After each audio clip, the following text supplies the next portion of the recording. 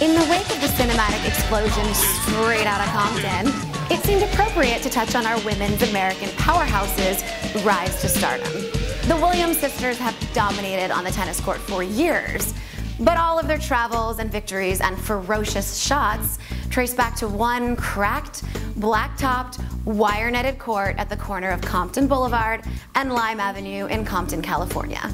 Compton has earned its nationwide reputation as a violent, corrupt, drug-ridden, and extremely dangerous neighborhood, largely as a result of murderous gangs in the 1980s.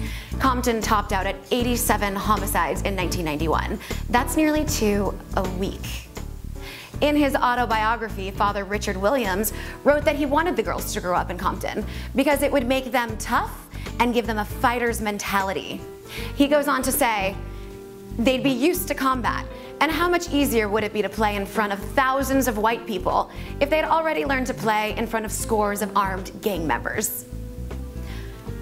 I guess that makes sense. I mean, it's absolutely insane, but in a weird way, I suppose it makes sense somehow.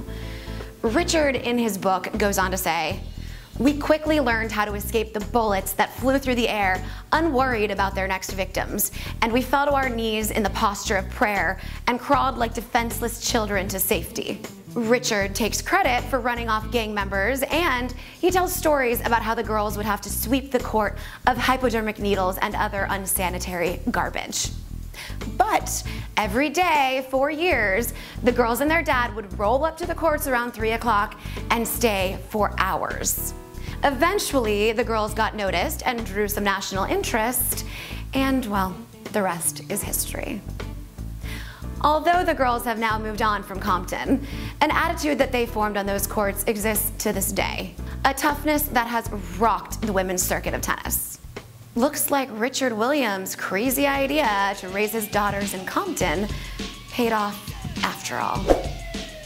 Now, as an homage to Serena and Venus, go see Straight Outta Compton. After a little back and forth, Armitage unsuccessfully attempted to rip off his mic and tried to light a motivational fire under his player's ass by telling her to shut the f*** up. I let her down and then I just... Ellie. Oh, great.